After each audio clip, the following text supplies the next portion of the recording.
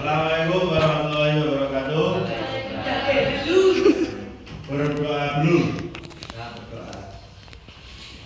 Berdoa mulai.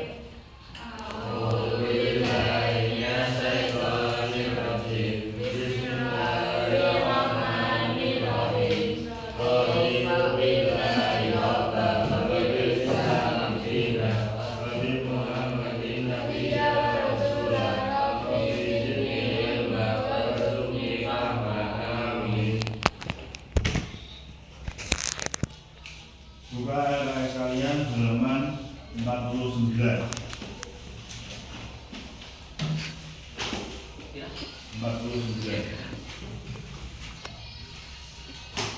Berapa? Gelung. Tenang dulu kali ya, Pak.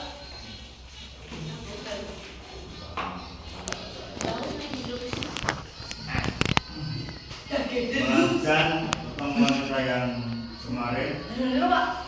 49. Ini saya bawa. Oh iya, maaf, kemarin saya agak berangkat karena ada suatu halangan yang sangat mendesak sekali. Dan saya sudah hadir di sini. Materi tentang hari ini yaitu tantangan pelaksanaan wawasan Nusantara. Ini materinya menghabiskan materi ini karena semester 2 ini tentang wawasan Nusantara semua sampai ke besok kamu tes. Sebentar lagi kalian akan melaksanakan tes tanggal 2 Juni tanggal 5. Ini Mingkem yo, Ai. Aku mingkem kok. Tantangan wawasan Nusantara itu yang jenis tantangannya itu ada 3. Kalau kalian sudah baca itu ada 3. Tapi saya yakin belum bisa.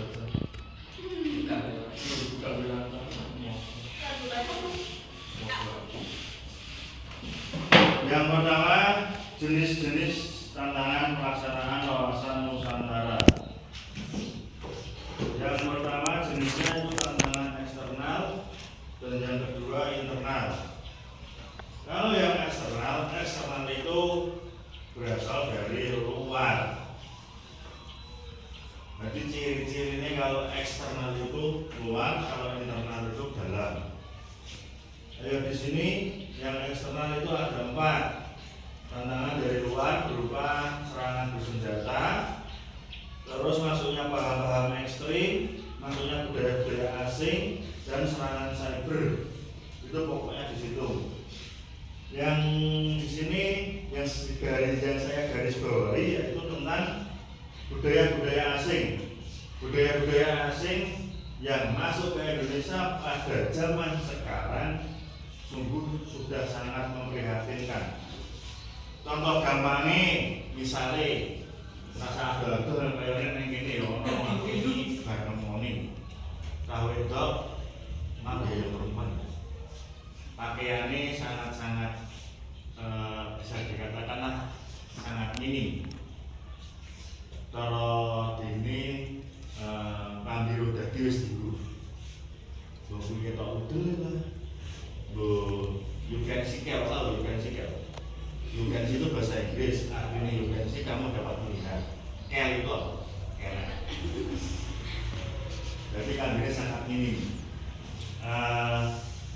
Kemarin pas aku Bali, itu kali minggu-minggu kemarin di daerah Patung Idul. Nah, Patung Idul itu sama sampai itu loro, koyone tak SMA dan tak SMP. Wiling bukan itu jaket tadi dia pakai jaket, tapi kalau coba kamu bayangkan sendiri lah. Jadi mereka berjaket, jaketnya tapi nggak gede-gede. Nah, yang ini bukan ini kita tapi besok ini api ya loh. Itu sebuah budaya termasuk budaya asing karena di luar negeri itu di sana tidak ada batasan untuk menutup aurat. Kalau di sini kan di ajaran agama Islam kita diwajibkan untuk menutup aurat, sedangkan di luar negeri itu tidak ada seperti itu kecuali yang Islam. yang selain non-Islam, yang non-Islam itu istilahnya kode jumbar. Umpamanya kalian nonton di YouTube, nonton kali.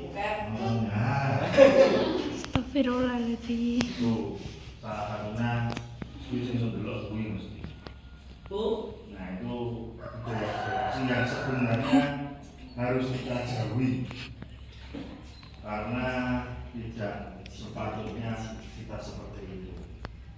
Karena ya bodoh baik. Nah nanti auratnya anak laki-laki bisa sampai ke lutut.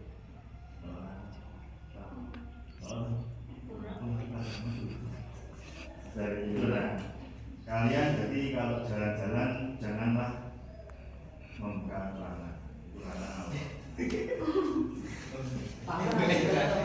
Jangan yang luar negeri ono sing bukan ini sepakan kan ono yang luar negeri. Superman mana itu? Saya pakai dokter Dan lanjut dari ini adalah serangan cyber. Serangan cyber itu bisa dikatakan hacker. Jadi kalian kalau mau jadi hacker, bisa dengan belajar. Hacker dari jenis pengendi yang kamu misalnya ini ada tapi jangan dilakukan. Misalnya kalian jadi hacker, kalian membobol sebuah bank. Nah itu bisa. Kemudian kita kontaknya ya bisa. Kemarin kan yang tertangkap di berita itu dia membobol ATM sebesar 150 juta rupiah. Itu yang kemarin di membobol di ATM. Tapi saya tangkap orang ada 2 orang. Saya sebenarnya juga ingin kayak mengakui daripada kita ngepek, mending kita menjadi hacker. Karena ngepek itu oke serangannya. Bagi ngepek misalnya Jibril, bagi ngepek. Itu ya bisa. Terus yang jaga nungguliling. Nah, nungguliling ini kan ono bohono kembang, bohono apa nih? Nah, jaga usil, pilih pantai ini, Jibril masuk. Jibril. Misalnya Jibril jadi buyut, boleh Jibril berarti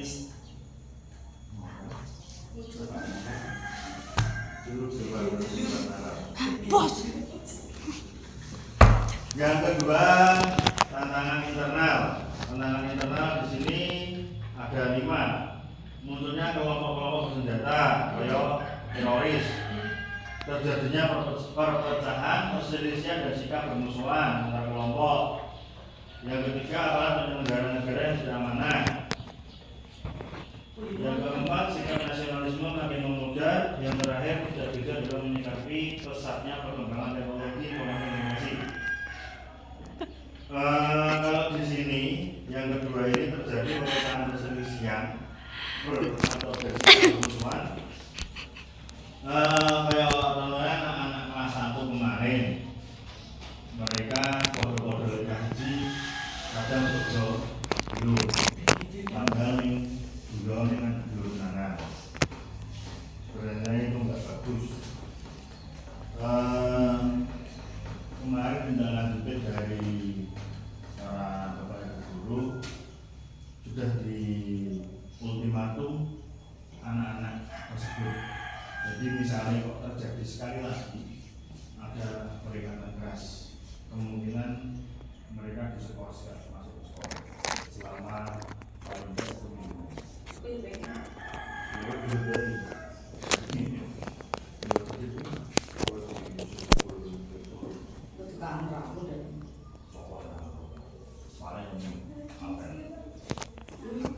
Wawan. Yang ketiga, aparat penyelenggara negara yang tidak amanah. Ini banyak terjadi dan sudah menjadi tradisi di negara Indonesia, yaitu tidak lain dan tidak bukan adalah korupsi. Dari pejabat yang paling kecil sampai pejabat yang besar, itu mereka semua melakukan tidak korupsi. Tetapi Tapi karena hukum di negara Indonesia ini kurang maksimal, kurang kuat, makanya para koruptor itu jarang tertangkap. Karena hukum di Indonesia bisa dibeli. Mereka para koruptor punya banyak uang, berani membayar polisi, berani membayar jaksa, yang notabene mereka dalam penegak hukum, makanya di Indonesia ini tidak adil. Berita terakhir yang tertangkap korupsi itu adalah menurut mantan Menteri Pendidikan. Sebagai dulu. Nadiem, kurang Nadiem, Goem, orang Goem. Tadi cerita. Nah, Nadiem ini kayaknya jadi penurut Menteri Pendidikan itu Menteri Pertanian cocok. Sebagai dulu. Itu penjara 18 tahun sama denda 320 berapa triliun. Jadi ini iyo bisa dikatakan beritanya itu masih substansial karena buktinya belum ada yang kuat. Yang keempat, sikap nasionalisme yang semakin memudar. Sikap nasionalisme di sini yang dimaksud kita sebagai warga negara Indonesia itu seharusnya bisa mengembangkan atau mempertahankan budaya yang ada di Indonesia. Contohnya di sekolah kiri, setiap ada hari besar